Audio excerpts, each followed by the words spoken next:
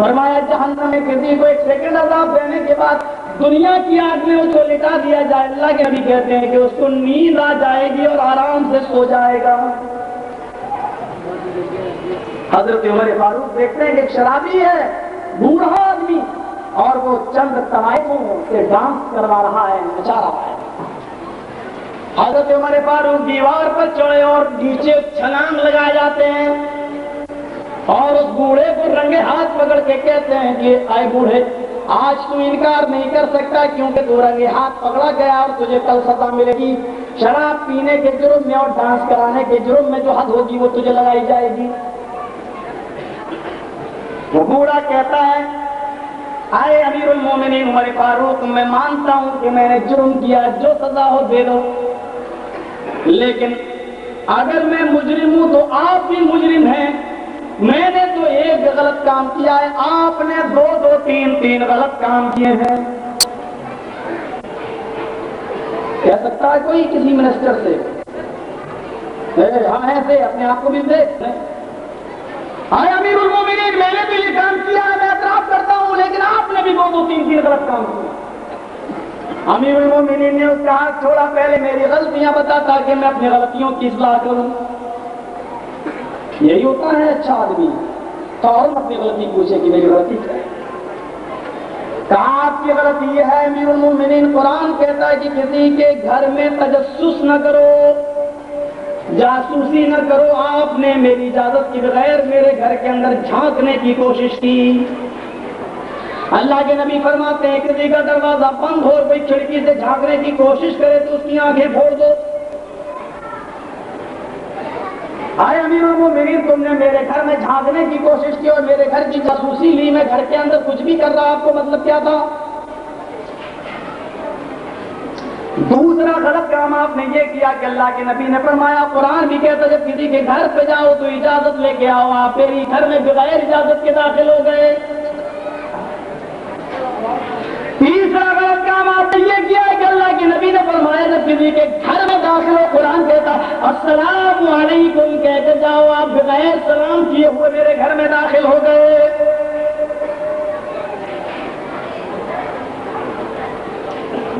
آج تو ہمیں اس کی بھی اجازت نہیں پڑتی، جس کے گھر میں گئے گھس گئے، کیوں؟ سب کو تو چچی بنا لیا ہے، خالہ، چچی، ممانی، سب کو گھر جیسے ہوتے ہیں۔ یہ نہیں ہے بھابھی زیادہ بنایا جاتا ہے، بھابھی، اور لوگوں نے کہا کہ بھابھی تو ماں جیسی ہوتی ہے، کہو دل سے مانتے ہی ہو۔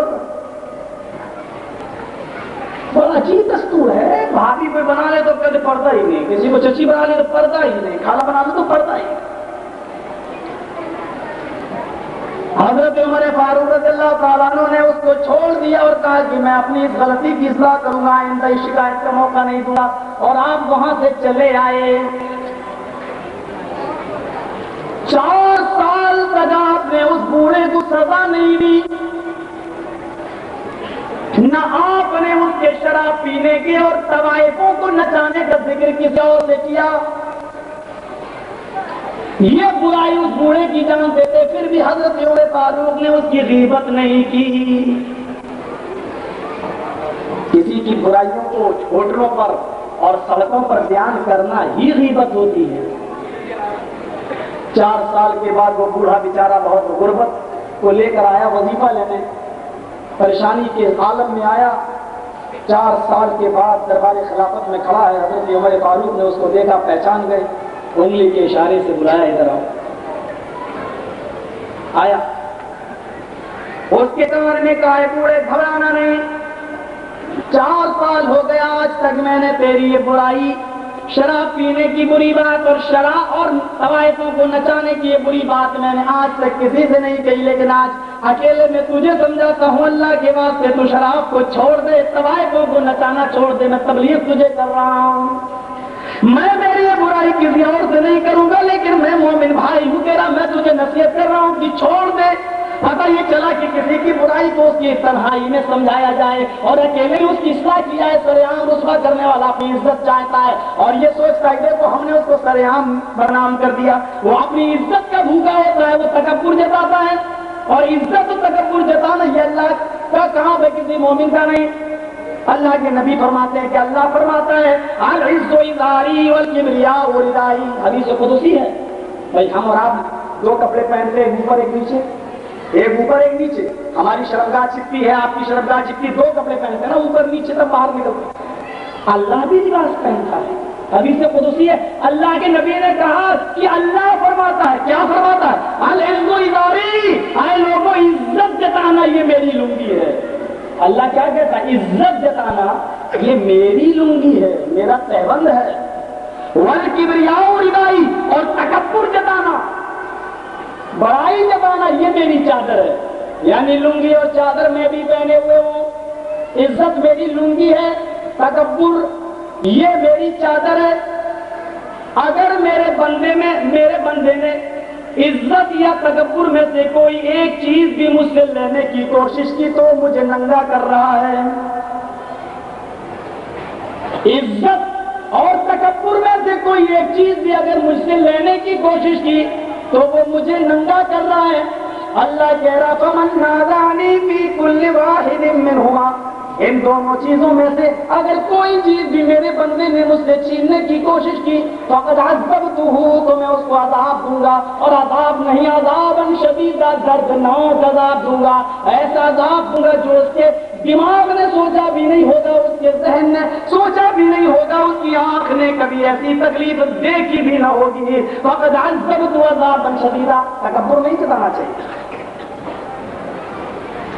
اس بوڑھے سے کہا کہ آئندہ خیال رکھنا، 4 سال ہو گئے آج تک میں نے تیری برائی کسی سے نہیں کی۔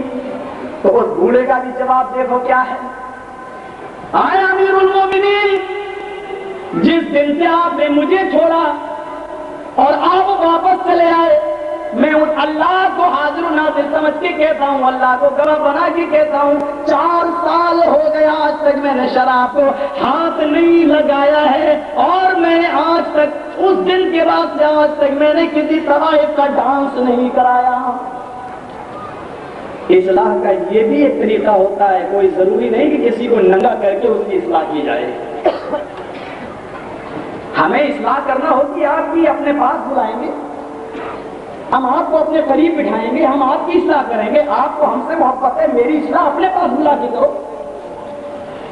اسٹیجوں پر، تقریروں میں یا جمعوں کے خطبوں میں نام لینے کر کسی کو رسوا کرنا یہ عقل مندی نہیں ہے۔ اصلاح اکیلے میں ہوتی ہے، تنہائی میں ہوتی ہے، نام لے کر نہیں ہوتی۔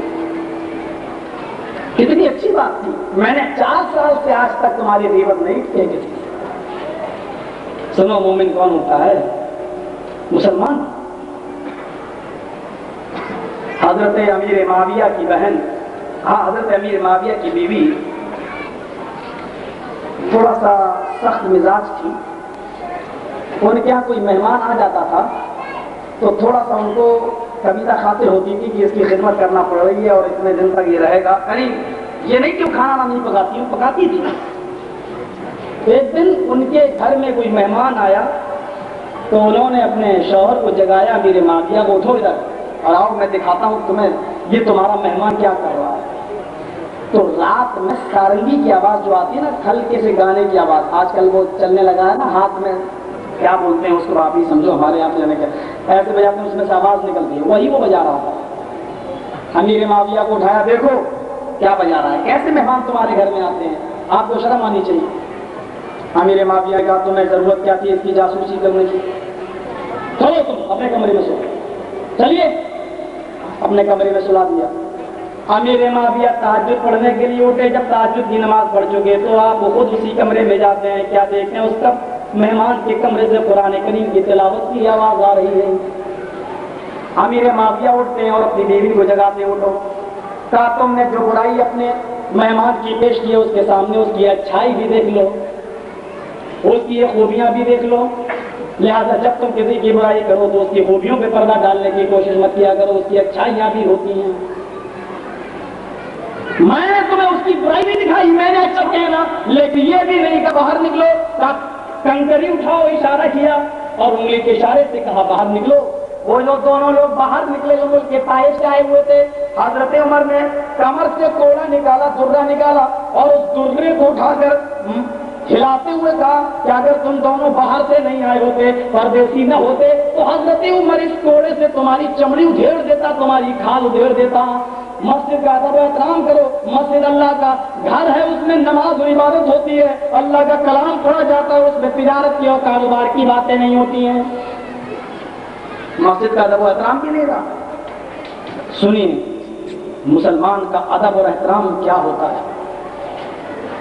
ایک شخص حضرت عمر فاروق کے پاس آتا ہے، صرف نبی کے حوالے اور صحابہ کرام کے حوالے ہیں، آپ کے سامنے ذرا غور کرنا۔ آئے امیر المومنین، میں اور میری بیٹی دونوں اسلام ایک ساتھ لائے، لیکن جب میں اسلام لایا اس وقت میری بیٹی چھوٹی تھی، نابالغ تھی۔ آئے امیر المومنین، اسلام تو لائے ہو لیکن مسلمان ہو جانے کے بعد، اسلام لانے کے بعد میری بیٹی سے زنا کا صدور ہو جاتا ہے۔ اسلام لانے کے بعد میری بیٹی سے زنا ہو جاتا ہے۔ نفس ہے انسان کا۔ اے امیر المومنین، میری بیٹی سے جب زنا کا صدور ہو گیا اور بعد میں اس کو احساس ہوا کہ مجھ سے بہت غلط کام ہو گیا، اس نے اپنی اس غلطی پر شرمندہ ہوئی، نادم ہوئی۔ اتنی زیادہ ندامت میں نے نہیں دیکھی کہ اس نے اپنے ہاتھ میں چھری اٹھا لی۔ آئے امیر المومنین، اس جرم کا افسوس اس کو اتنا زیادہ ہوا کہ اس نے اپنے ہاتھ کی نسیں کاٹ لی، اپنے پیر کی نسیں کاٹ لی، اپنے پیٹ کی نسیں کاٹنے والی ہے، پیٹ پہ چھری مار لی اور گردن پہ گلے پہ چھری رکھ لی، اور گردن پر چھری چلانے والی تھی کہ جی بیچ میں پہنچ گیا اور میں نے اپنی بیٹی کا ہاتھ پکڑا۔ آئے امیر المومنین، میں نے اپنی بیٹی کی چھری کو چھینا اور اس کو پھینک دیا۔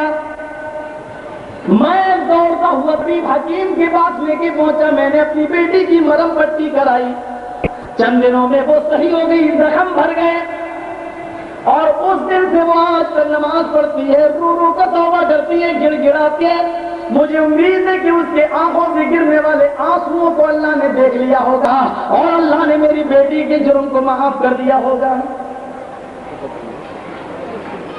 کہا پھر کیوں آئے ہو میرے پاس؟ جب تمہاری بیٹی توبہ کر چکی ہے تو میرے پاس کیوں آئے ہو؟ کہا امیر المومنین، ایک مسئلہ معلوم کرنے کے لیے آیا ہوں۔ کیا؟ اب میری بیٹی کی شادی کے پیغام آ رہے ہیں، رشتہ میری بیٹی کا آ رہا ہے۔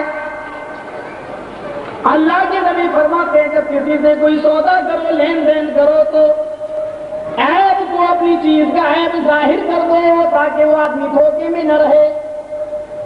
آئے امیر المومنین، جس لڑکے کا پیغام میری بیٹی کے ساتھ شادی کے لیے آتا ہے، اب یہ بتائیے کہ میں اپنی بیٹی کا نکاح چپکے سے خاموشی کے ساتھ کر دوں یا اس لڑکے والوں کو اپنی بیٹی کا پرانا حال بتا دوں کہ میری بیٹی سے زنا کا صدور ہو چکا ہے؟ آئے امیر المومنین، اتنا یاد رکھیے، اگر میں یہ کہہ دیتا ہوں کہ میری بیٹی سے ایک بار زنا ہو چکا ہے تو کوئی بھی میری لڑکی سے شادی نہیں کرے گا، ایسے ہی بیٹھی رہے گی میری بیٹی۔ اور اگر میں چپکے سے شادی کر دیتا ہوں، لڑکے والوں کو نہیں بتاتا، خاموشی کے ساتھ میں اس کی نکاح کر دیتا ہوں، تو آئے امیر المومنین، یہ لڑکے والوں کے ساتھ دھوکہ ہوگا، یہ لڑکے والوں کے ساتھ دھوکہ ہوگا۔ میں بڑے پس و پیش میں پھنسا ہوں، میں کیا کروں؟ دیکھیے مسلمان کا ادب اور مسلمان کا احترام کیا ہوتا ہے۔ امیر المومنین نے اپنے جسم سے کوڑا نکالا اور کوڑا ذرہ اٹھاتے ہوئے کہا، کہاں سے آئے ہو؟ اس نے کہا ملک شام سے۔ کہا اگر اتنی دور سے نہ آئے ہوتے تو میں تمہیں اس کی سزا دیتا۔ کہا امیر المومنین، میں تو مسئلہ معلوم کرنے آیا، آپ سزا دینے کی بات کر رہے ہیں۔ کہا جاؤ، خاموشی کے ساتھ چپکے سے اپنی بیٹی کی شادی بہترین دیندار لڑکا دے کر دے۔ اپنی بیٹی کا یہ جرم، اپنی بیٹی کا یہ کیس، اپنی بیٹی کا یہ حرکت کسی کو نہ بتاؤ، چپکے سے شادی کر دے۔ کہنے لگا امیر المومنین دھوکہ تو نہیں ہوگا؟ امیر المومنین جواب دیتے ہیں، جب اللہ نے تیری بیٹی کے عیب کو چھپا لیا، اللہ نے تیری بیٹی کے عیب پر پردہ ڈال دیا، تو پھر تو کون ہوتا ہے بتانے والا؟ جا اور چپکے سے اپنی بیٹی کی شادی کر دے۔ آج اگر کسی کو پتا چل جائے کہ فلاں لڑکی کے ساتھ ایسا ہوا ہے، وہ دیکھو اپنا اصلی مسلمان ہونا دکھا دے گا۔ اچھا، جب اللہ نے تیری بیٹی کے عیب پر پردہ ڈال دیا تو تو کون ہوتا ہے اس کو ظاہر کرنے والا؟ جاؤ چپکے سے اپنی بیٹی کی شادی کرے۔ مسلمان جانتے ہیں کس کو کہتے ہیں؟ یہ ہوتا ہے مسلمان جو دوسروں کے عیب پر پردہ ڈالے۔ مسلمان وہ نہیں ہوتا ہے جو اپنے بھائیوں کو سریعام رسوا کرے، غیبت کرے، چغلی کرے، برائیاں کرے، وہ مسلمان نہیں ہوتا۔ جس کی زبان سے اور جس کے ہاتھ سے دوسرے مسلمانوں کو تکلیف نہ پہنچے۔ اور لوگوں، میرے نبی چٹنی کھانا کر، میرے نبی پیٹوں پہ پتھر باندھ باندھ کر لوگوں کو ملانے آئے تھے۔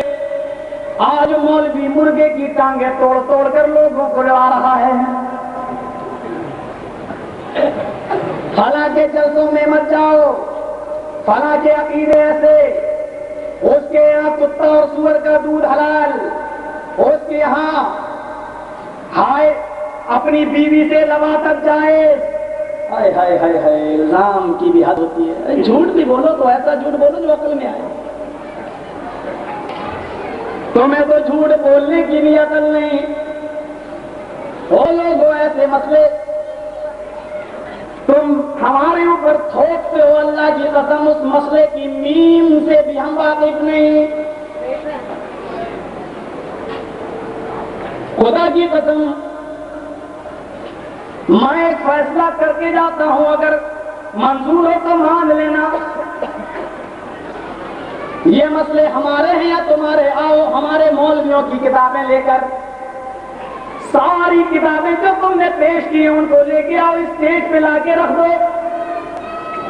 یہ مسئلے ہم تمہیں بھی دکھاتے ہیں، تم بھی اپنے، ہم تمہارے مولویوں کی کتابیں لے کے آتے ہیں، آؤ ہم اس کو بھی رکھتے ہیں۔ جادو وہ جو سر چڑھ کے بولے، یہ بات نہیں کہ ہم نہ لائیں اور تم لاؤ تو ہم بھی لائیں۔ تم ہمارے مولویوں کی کتابیں لے کے آؤ، ہم تمہارے مولویوں کی کتابیں لے کے آئیں۔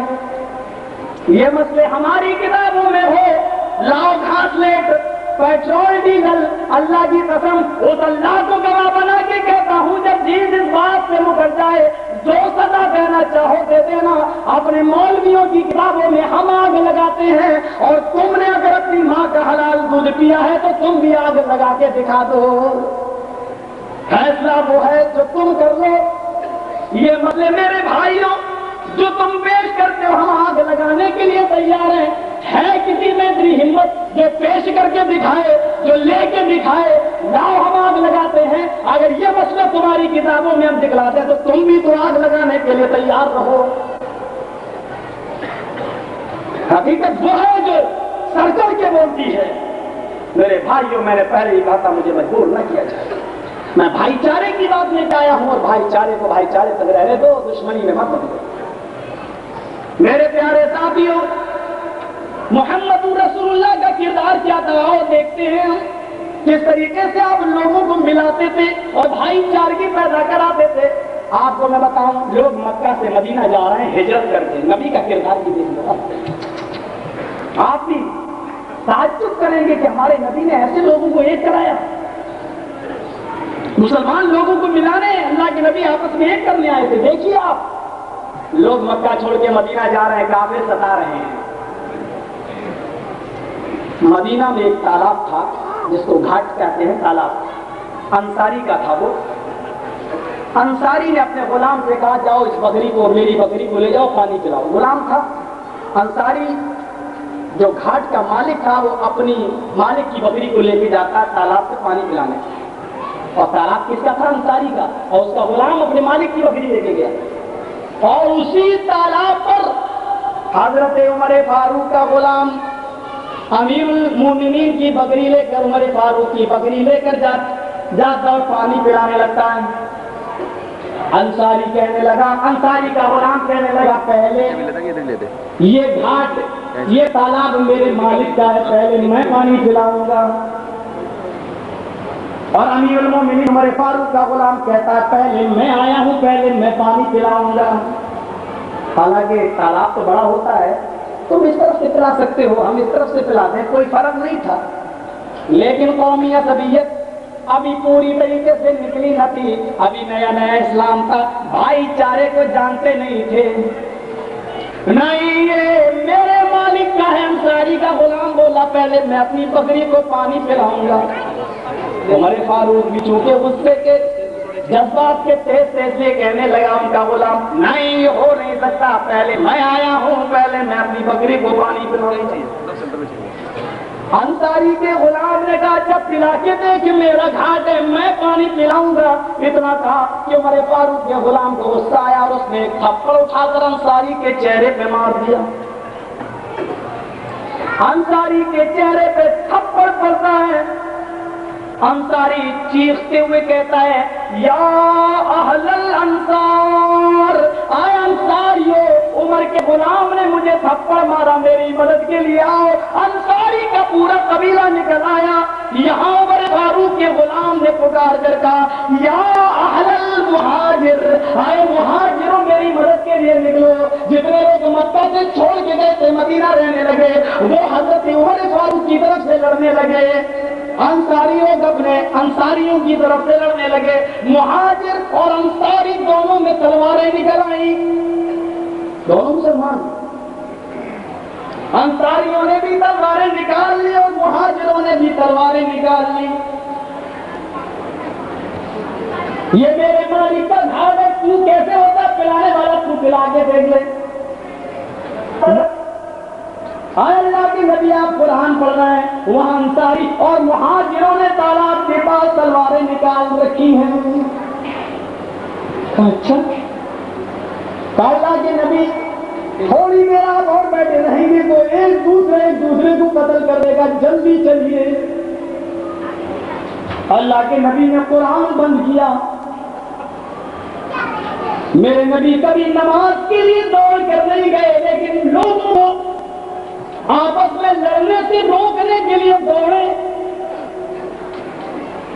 اتنی تیز دوڑے کہ مسجد نبی کی چوکھٹ سے ایک کیل نکلی ہوئی تھی، اس کیل سے اللہ کے نبی کی چادر الٹ. اگر تم ایک دوسرے کو مارنا چاہتے ہو تو مارو، ایک دوسرے کو قتل کرنا چاہتے ہو تو قتل کرو. آؤ انصاریو یہ تمہارے بھائی ہیں ان کو مارو، آئے مہاجروں یہ تمہارے بھائی ہیں تم ان کو مارو. لیکن محمد رسول اللہ اپنی زندگی میں یہ منظر نہیں دیکھے گا، میرے انتقال کے بعد تم لڑنا مرنا. لہذا یہ تلوار انصاریو مہاجروں اٹھاؤ، ان لوگوں کے مرنے سے پہلے یہ تلوار محمد رسول اللہ کی گردن پہ چلاؤ. اٹھاؤ تلوار، آئے انصاری اٹھاؤ تلوار، آئے مہاجر اٹھاؤ تلوار. سب سے پہلے محمد کی گردن پہ چلاؤ تاکہ میں نہ رہوں، جب میں رہوں گا تو مار پائے دوسرے. انصاریوں نے دیکھا میرے نبی کے کبھی کندھے لگے نہیں دکھائی دیا، چادر تو گوڑ کے نہیں آیا. مہاجروں نے بھی یہ منظر دیکھا، سر نیچے کر لیا. انصاریوں نے پہلے تلواریں پھینکی، ادھر مہاجروں نے تلواریں پھینکی. انصاری اور مہاجر دونوں آئے اور آپس میں گلے مل گئے. اللہ کے نبی کے چہرے پہ مسکراہٹ آ گئی. اللہ شیطان ہمارے صحابیوں کو بھی آپس میں لانا چاہتا ہے، ہم مسلمانوں کو بھی آپس میں لگانا چاہتا ہے. ایک ضرور اعلان سماعت فرمائے. ایک بچی تقریباً عمر 2.5 سال کی حاضرہ نام ہے، وہ کافی دیر سے لاپتہ ہے. بیچ میں آ گئے. آپ تو مار کھا کھا کر لوگوں کو ملاتے رہے. نبی کا طریقہ تو یہی ہے کہ ہم بھی مار کھا کھا کر لوگوں کو ملانے کی بات کریں، نہ کہ بگاڑنے کی بات کریں. قرآن نے یہی بات کہی وَلَا تَمُوتُنَّ إِلَّا وَأَنْتُمْ مُسْلِمُونَ، نہ مرو مگر اس حال میں کہ تم پورے کے پورے مسلمان ہو جاؤ. یہ واقعہ ہم نے آپ کے سامنے رکھا، اس سے عبرت پکڑے ہمارے مسلمان بھائی. اور پھر میں یہ کہتا ہوں کہ دامن محمد رسول اللہ کا کسی حال میں نہ چھوٹنے پائے. ہر حال میں محبت رسول سی، ساری دنیا ایک طرف اور محمد رسول اللہ صلی اللہ علیہ وسلم کی بات ایک طرف. ذرا دیکھیے گا، دارمی کی حدیث ہے. اللہ کے نبی سے ابو ذر غفاری رضی اللہ تعالیٰ عنہ نے پوچھا کہ اللہ کے نبی صلی اللہ علیہ وسلم آپ نے یہ کیسے جانا کہ آپ اللہ کے نبی ہیں؟ اللہ کے نبی فرماتے ہیں آسمان سے 2 فرشتے آئے، ایک تو زمین و آسمان کے بیچ میں رہ گیا اور ایک زمین تک آیا. ایک فرشتہ دوسرے سے کہتا ہے آ ہوا ہوا، کیا یہ وہی نبی ہے جس کی طرف ہمیں بھیجا گیا صلی اللہ علیہ وسلم؟ دوسرے نے کہا قال نعم، ہاں یہ وہی نبی ہے۔ ایک فرشتہ دوسرے سے کہتا ہے اگر یہ وہی نبی ہے تو زن ہو برجل من امہ، اس آدمی کو ترازو پر اسی کے امتی میں سے ایک آدمی کے ساتھ تولو، ایک آدمی کے ساتھ رکھ کر تولو۔ حدیث ہے اللہ کے نبی فرماتے ہیں کہ مجھے خواب کے اندر مجھے ترازو کے اوپر رکھا گیا ایک طرف، اور دوسرے سائڈ میں میری امت کا ایک آدمی رکھا گیا۔ پھر ترازو اٹھائی گئی، فوزنت فرجحته، مجھے بھی تولا گیا، اس کو بھی تولا گیا، میں بھاری تھا۔ اللہ کے نبی کیا کہتے ہیں؟ میں وزنی تھا، میں بھاری تھا۔ پھر فرشتے نے پکار کر کہا کہ ایک آدمی سے تو یہ بھاری ہے، زنہو بعشر، 10 آدمی کو ترازو کے پلڑے پہ رکھو اور محمد رسول اللہ کو ایک پلڑے پہ رکھو، پھر تولو۔ اللہ کے نبی فرماتے ہیں کہ میں اکیلا ایک طرف اور ترازو کے دوسرے سائڈ میں 10 آدمی میری امت کے رکھے گئے۔ پھر فرشتے نے ترازو اٹھائی تو میرا پلڑا بھاری تھا، یعنی 10 کا پلڑا اٹھ گیا اور میں ان 10 سے زیادہ بھاری رہا۔ پھر اللہ کے نبی فرماتے ہیں کہ اس فرشتے نے کہا زنہو بمیہ، اس آدمی کو 100 آدمیوں کے ساتھ تولو، 10 سے بھی بھاری ہے، 100 کے ساتھ تولو۔ اللہ کے نبی فرماتے ہیں 100 آدمیوں کو ترازو کے ایک سائڈ پہ رکھا گیا، مجھے دوسری سائڈ پہ رکھا گیا، اور جب ترازو اٹھائی گئی تو میں 100 آدمیوں سے زیادہ بھاری تھا۔ پھر اللہ کے نبی فرماتے ہیں کہ فرشتے نے کہا زنہو بی الف، 1000 لوگوں کو ترازو کے پلڑے پہ رکھو اور محمد رسول اللہ کو ایک پلڑے پہ رکھو۔ ترازو پر ایک طرف میں رکھا گیا اور 1000 لوگ ایک طرف۔ 1000 لوگ اتنے ہلکے تھے اللہ کے نبی فرماتے ہیں کہ انی انظر الیہ، جب میں نے ان کی طرف نظر ڈالی گویا کہ ینتشرون علیہ، میرے اوپر منتشر ہو گئے، یعنی جیسے کوئی بھاری چیز ہو ترازو پر ہلکی چیز رکھ دی جائے اور کوئی بھاری چیز آپ جھٹکے سے رکھیں تو ہلکی چیز جھٹکے سے اچھل جاتی ہے اور ادھر ادھر گر جائے گی۔ اللہ کے نبی فرماتے ہیں 1000 لوگ اتنے ہلکے تھے کہ جب میں دوسری سائڈ میں بیٹھا تو ینتشرون علیہ، کہ وہ سب جھٹکے سے ہلکے اتنے تھے کہ اچھل گئے اور ادھر ادھر منتشر ہو گئے، میں 1000 لوگوں سے زیادہ بھاری تھا۔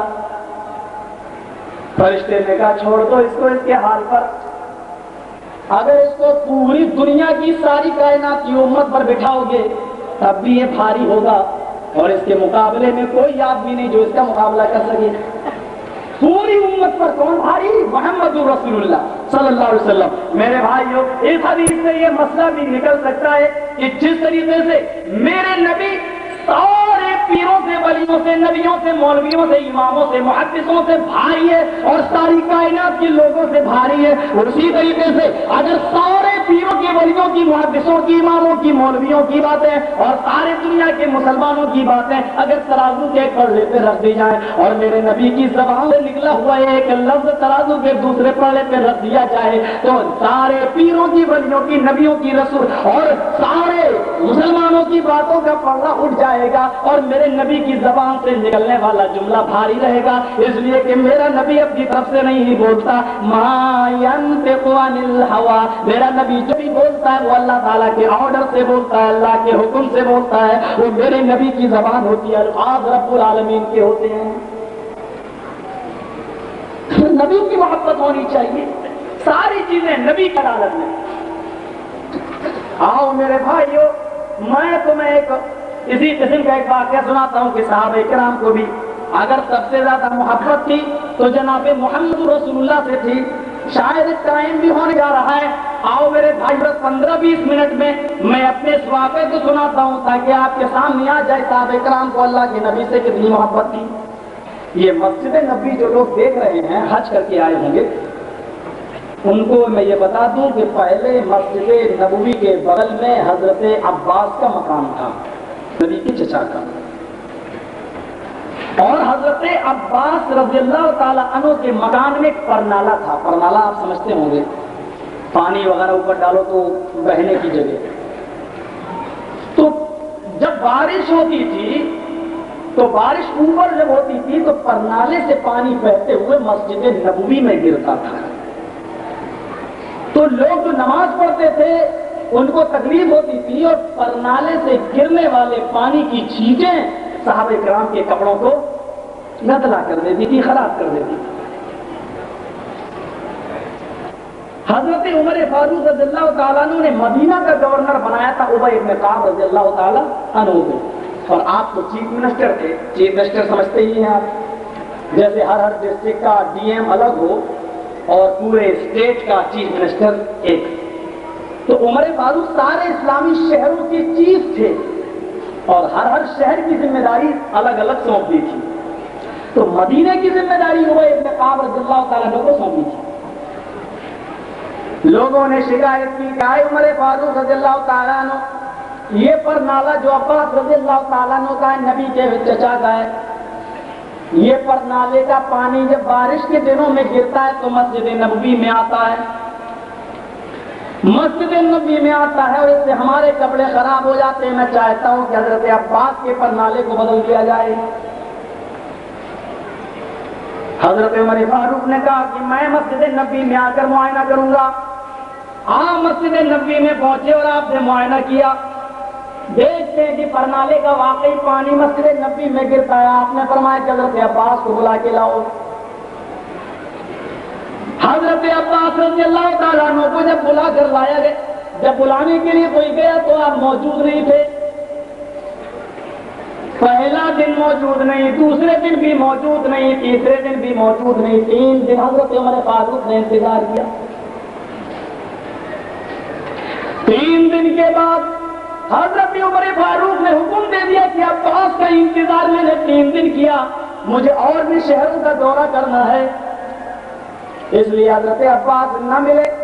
امیر کا حکم ہے کہ پرنالہ توڑ دیا جائے، پرنالے کو الگ کر دیا جائے۔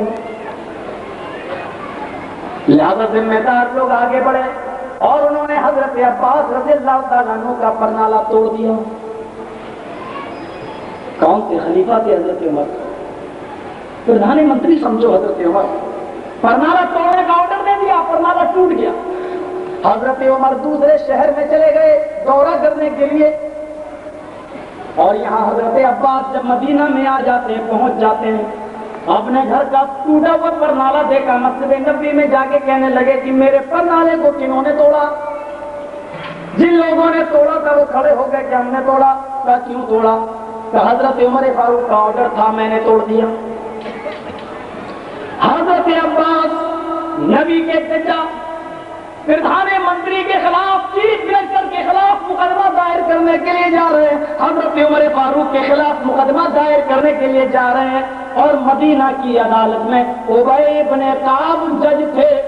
ابی بن کعب کی عدالت میں گئے اور حضرت عمر فاروق کے خلاف مقدمہ دائر کر دیا۔ چیلنج دیکھو، عمر فاروق کے خلاف بھی مقدمہ، ایک معمولی آدمی عمر فاروق کے خلاف مقدمہ دائر کرنے کا حق رکھتا ہے اسلام کے اندر۔ یہاں اگر کیس چلتا ہے، جج فیصلہ کرتا ہے کیس پرانا ہو چکا ہے لہذا اس کو چھوڑ دیا جائے۔ ٹھاکر جی کی طرف اشارہ کر رہا ہوں، کہیں اور نہیں۔ 10 سال تک کیس چلتا، پھر کہہ دیتے ہیں ہٹاؤ۔ آئیے ذرا غور کیجیے، حضرت عمر فاروق کے خلاف مقدمہ، اور کس کی عدالت میں؟ ابی بن کعب کی عدالت میں، مدینہ میں۔ حضرت عمر فاروق تو خلیفہ ہیں، پردھان منتری ہیں، چاہیں تو توڑ سکتے، مروڑ سکتے مقدمے کو۔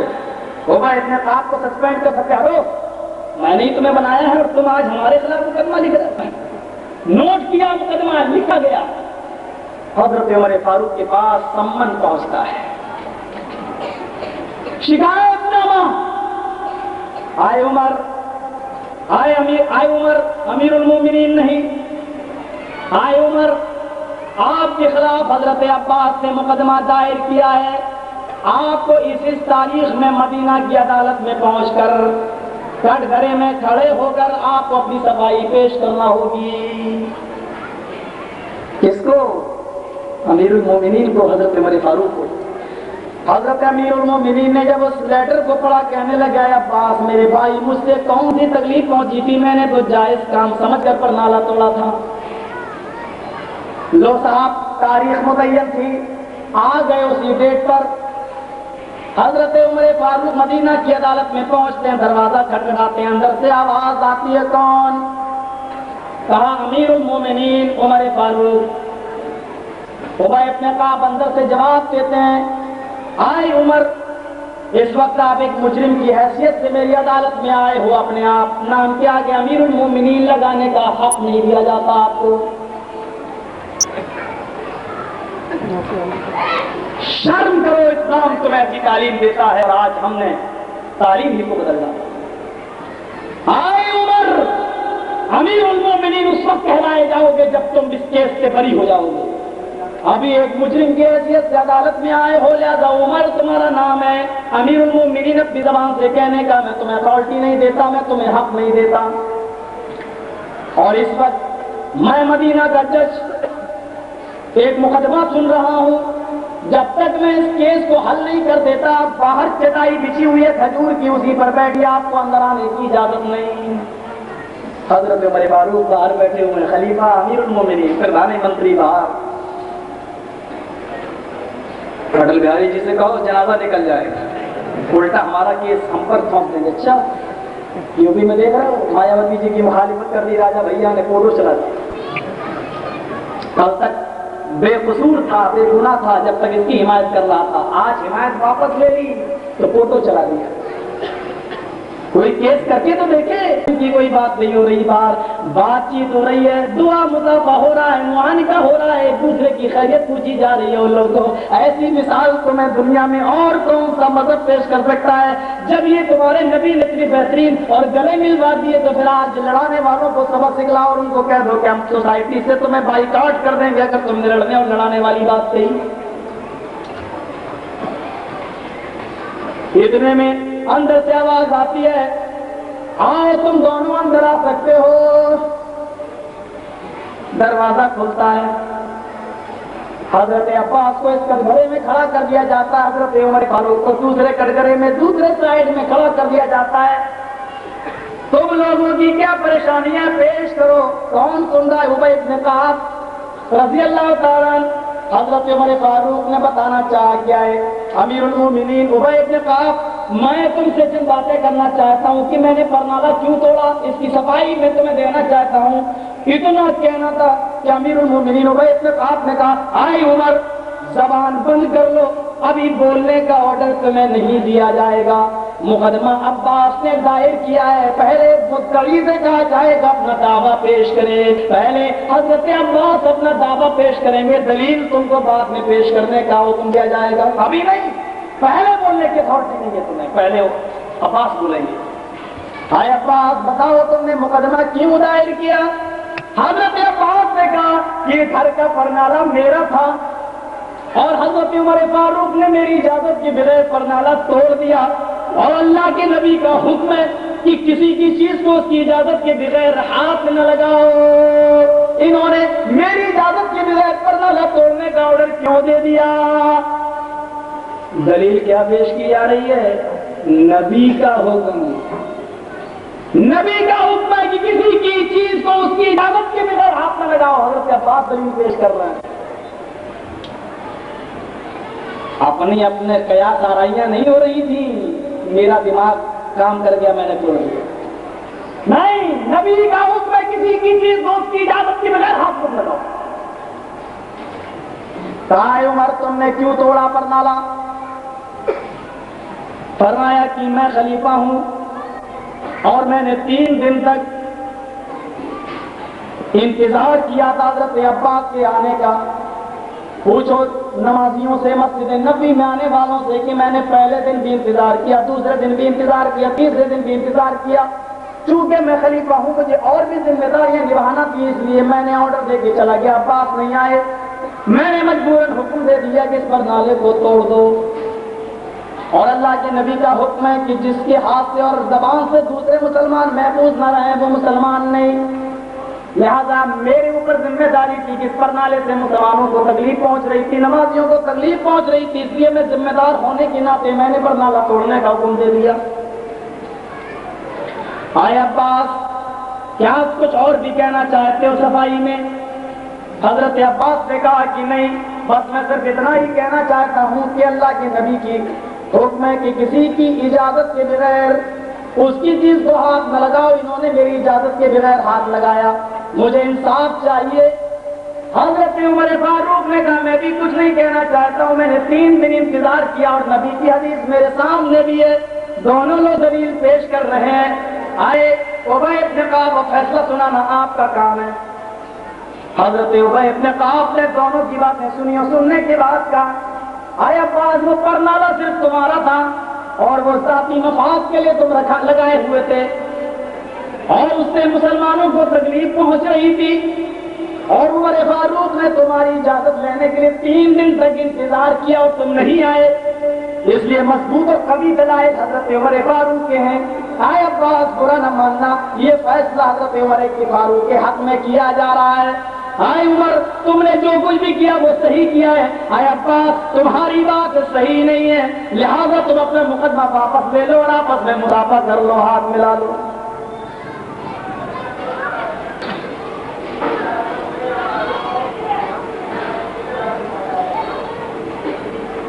تو حضرت عمر فاروق رضی اللہ تعالیٰ عنہ نے اپنے حق میں جب فیصلہ سن لیا, اپنے حق میں جب فیصلہ سن لیا تو خوش ہو گئے اور ہاتھ ملانے کے لیے حضرت عمر فاروق کو خود آگے بڑھے. جب مسافہ کیا, کٹ گھرے سے نکلنے کے بعد عباس سے جب مسافہ کیا, ہاتھ ملایا تو کیا دیکھتے ہیں امیر المومنین کہ حضرت عباس کی آنکھوں سے آنسو نکل رہے ہیں.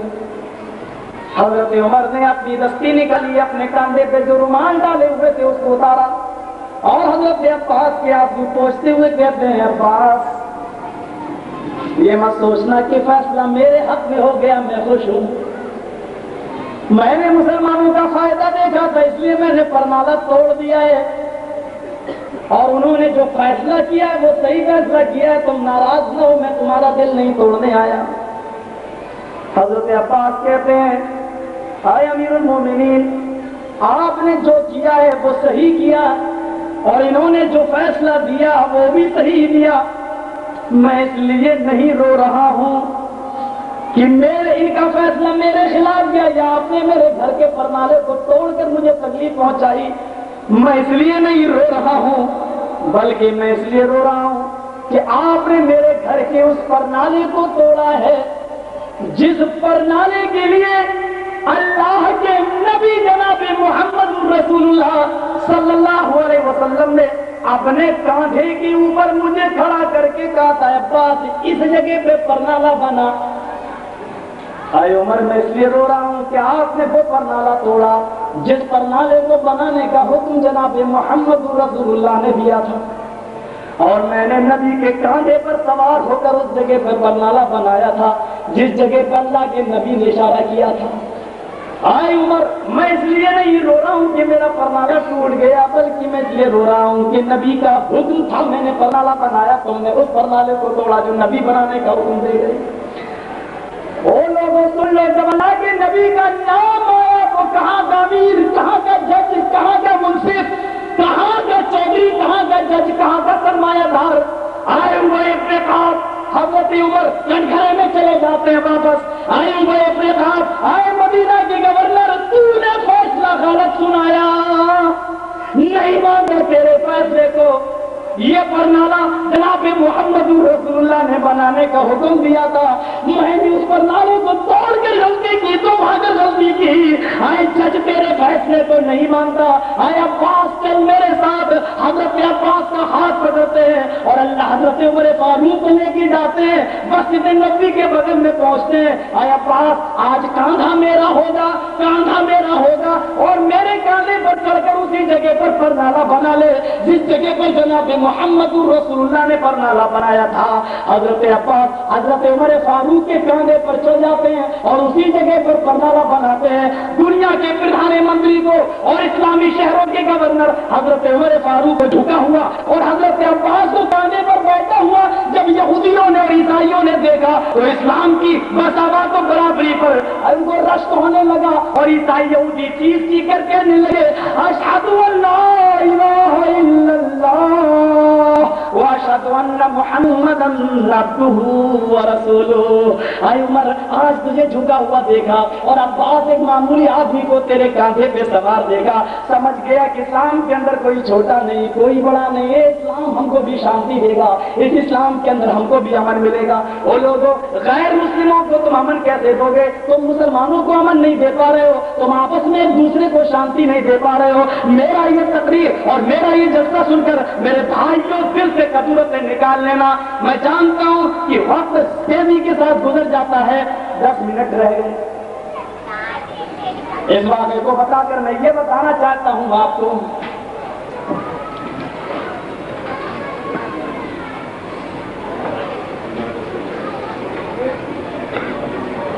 اب جو کچھ بھی سننا ہے کل سنیں گا، ایک واقعہ بھی اٹھاؤں گا تو آدھا گھنٹہ چاہیے۔ تو میں عرض یہ کرنا چاہتا تھا کہ حضرت عمر اقتصاد جج تھے اور فیصلہ عمر فاروق کے حق میں ہو گیا تھا، لیکن جہاں نبی کا نام آیا سر تسلیم خم کر دیا، کوئی جج نہیں محمد کے فیصلے کے بعد پھر کس کا فیصلہ مانا جائے۔ قرآن بھی یہی کہتا ہے، یا ایھا الذین آمنوا اطیعوا اللہ واطیعوا الرسول واولی الامر منکم، ایمان والو اللہ کی اطاعت کرو، اس کے رسول کی اطاعت کرو، واولی الامر منکم، تم میں سے جو صاحب امر ہوں ان کی اطاعت کرو۔ فَإِن تَنَازَعْتُمْ فِي شَيْءٍ فَرُدُّوهُ إِلَى اللَّهِ وَالرَّسُولِ، اور جب بھی دین کے معاملے میں کوئی تنازع پیدا ہو جائے، کوئی اختلاف ہو جائے، تو تم اس کو اللہ اور اس کے رسول کی طرف لے جاؤ، قرآن و حدیث کی طرف لے جاؤ۔ فَرُدُّوهُ إِلَى اللَّهِ وَالرَّسُولِ، اس کو اللہ اور اس کے رسول کی جانب پلٹ دو۔ إِن كُنتُمْ تُؤْمِنُونَ بِاللَّهِ، اگر تمہارا ایمان ہے اللہ کی ذات کے اوپر۔ تو جس طریقے سے حضرت عمر فاروق نے نبی کا نام سنا اور حضرت عمر فاروق فوراً اپنا مقدمہ نبی کے حکم کے بعد واپس لے لیتے ہیں اور حضرت عباس کو اپنے کاندھے پہ کھڑا کر کے پرنالہ بناتے ہیں۔ پرنالہ بنانے کے بعد پھر حضرت عباس نے اعلان کر دیا کہ اب میری اجازت ہے کہ میں پرنالے ہی کو نہیں اپنے گھر کو بھی مسجد نبوی کے لیے وقف کر رہا ہوں، اجازت دے دی۔ اس کے بعد میں پھر وہ گھر بھی توڑ دیا گیا اور پرنالہ بھی توڑ دیا گیا اور اس گھر کو بھی مسجد نبوی میں شامل کر لیا گیا۔ اب اجازت مل گئی تھی، لیکن نبی کا حکم آ جانے کے بعد چوں چرا نہیں۔ بس میرے بھائیوں، ہمارے لیے سپریم کورٹ محمد رسول اللہ کی عدالت ہے۔ یہ باتیں سننے کے بعد انشاءاللہ کل نبی اکرم کی سیرت کے اوپر کچھ دردناک واقعات اور آپ کی لائف کے اوپر بولوں گا اور یہ بتانے کی کوشش کروں گا کہ آج کے میڈیا نے جو آتنکواد کا ہوا کھڑا کیا ہے، ہمارے نبی شخصیت اور ہمارے نبی شانتی کو استھاپت کرنے آئے تھے، آتنک شکشا دینے نہیں آئے۔ انشاءاللہ کل آپ کے سامنے وہ ساری باتیں ہوں گی۔ ہم پرشاسن کے لوگوں کو پریشانی میں مبتلا نہیں کرنا چاہتے۔ یہ 10 بجے سے 5 منٹ پہلے آج میں اپنی بات کو ختم کرتا ہوں۔ آئیے ہم سب کر لیں اللہ رب العالمین سے کہ بار الہ تو ہمارے خطاؤں کو معاف فرما دے، اللہ ہمارے گناہوں کو بخش دے۔ ہم اس سے پھر دعا کرتے ہیں کہ جو لوگ آج مسلمانوں کے درمیان پھر تفرقہ پھیلانے کی کوشش کر رہے ہیں، بار الہ ہم اس سے دعا کرتے ہیں کہ ان کو سدبدھی پردان کر، ان کو عقل سلیم عطا فرما۔ اے اللہ ہم سب کو اتفاق کے فارم پہ قائم کر دے۔ اللہ ہم کو آپس میں غیبت کرنے سے بچا لے، اے اللہ ہم کو برائیاں کرنے سے بچا لے، اے اللہ ہم سب کو آپس میں بھائی بھائی بنا دے، اے اللہ سارے سنگھن ایک ہو چکے ہیں، ہم مسلمانوں کو بھی ایک کر دے، اے اللہ ایک پلیٹ فارم پہ قائم فرما دے، اے اللہ ہمارے دلوں میں محبت پیدا فرما دے، اے اللہ اس طریقے کے غلط پروپیگنڈے جو آج ہو رہے ہیں جو ہمارے یہاں جائز نہیں حلال نہیں ہے، اے اللہ ہمیں صرف قرآن اور حدیث پر عمل کرنے والا بنا دے۔ ہمارے جو بھائی بھی آج قرآن و حدیث سے ہٹ رہے ہیں، اللہ ہم تجھ سے دعا کرتے ہیں کہ ان کو بھی قرآن و حدیث کی خلاف ورزی کرنے سے بچا لے۔ اے اللہ ہم تجھ سے دعا کرتے ہیں کہ ہماری ماں اور بہنوں کو بھی پردے کی توفیق عطا فرما۔ انشاءاللہ ان کے بارے میں کل گفتگو ہوگی، بار الہ ان کو با پردہ و با حیا و با شرم بنا دے۔ اے اللہ ہمیں محمد رسول اللہ صلی اللہ علیہ وسلم کی لائف پر، آپ کی سیرت پر عمل کرنے والا بنا دے، ہمیں صحابہ کرام کے نقش قدم پہ چلنے والا بنا دے۔ اے اللہ اسلام نے امیر و غریب دونوں کو برابر کہا ہے، بار الہ تو ہمارے اندر یہ برابری پیدا فرما دے۔ اے اللہ ہمیں تکبر سے بچا لے۔ اے اللہ عراق کے مسلمانوں پر امریکہ کی طرف سے جو ظلم ہو رہا ہے اور جنگ کی جو دھمکی دے رہا ہے، بار الہ ہم اس سے دعا کرتے ہیں کہ عراق میں امن و شانتی فرما دے۔ اے اللہ امریکہ کے حوصلوں کو پست کر دے۔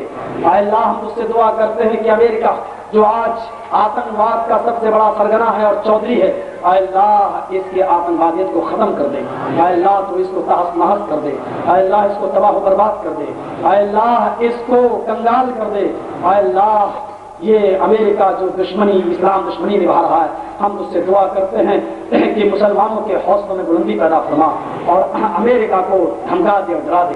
بار الہ امریکہ کے اندر کوئی ایسا وبال اور ایسی مصیبت پیدا فرما دے گی جس سے اس کے حوصلے پست ہو جائیں۔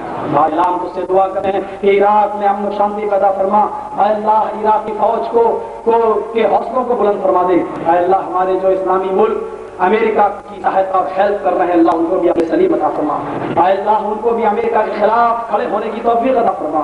اے اللہ ہم اس سے دعا کرتے ہیں کہ جو لوگ انتقال کر چکے ہیں، اللہ ان کو کروڑ کروڑ چین سکون راحت نصیب فرما، اے اللہ ان کے گناہوں کو معاف فرما دے، اے اللہ ان کو اعلیٰ علیین کے اندر جگہ عطا فرما، اے اللہ جو اپنی قبروں میں آرام سے سو رہے ہیں، بار الہ ان کو کروٹ کروٹ چین سکون راحت نصیب فرما، اے اللہ ان کو عذاب قبر سے بچا لے، اے اللہ ان کے قبروں کے اندر جنتی مخملی لباس بچھا دے، اے اللہ جنت کی کھڑکی کھول دے، اے اللہ جنت کی مہک اور خوشبوؤں سے ان کو نواز دے، اے اللہ ہم کو جب تک تو زندہ رکھ، اسلام پہ زندہ رکھنا، اور جب ہمارا خاتمہ ہو تو ایمان پر خاتمہ فرمانا۔ الحمدللہ رب العالمین الرحمن الرحیم مالک یوم الدین ایاک نعبد و ایاک نستعین اهدنا الصراط المستقیم صراط الذین انعمت علیہم غیر المغضوب علیہم ولا الضالین۔ اللهم صل على محمد وعلى آل محمد كما صليت على إبراهيم وعلى آل إبراهيم إنك حميد مجيد۔ اللهم بارك على محمد وعلى آل محمد كما باركت على إبراهيم وعلى آل إبراهيم إنك حميد مجيد۔ لا إله إلا أنت سبحانك إني كنت من الظالمين۔ ربنا آتنا في الدنيا حسنة وفي الآخرة حسنة وقنا عذاب النار۔ ربنا ظلمنا أنفسنا وإن لم تغفر لنا وترحمنا لنكونن من الخاسرين۔ ربنا تقبل منا إنك أنت السميع العليم وتب علينا إنك أنت التواب الرحيم۔ وصلى الله تعالى على خير خلقه محمد وعلى آله وصحبه أجمعين برحمتك يا أرحم الراحمين۔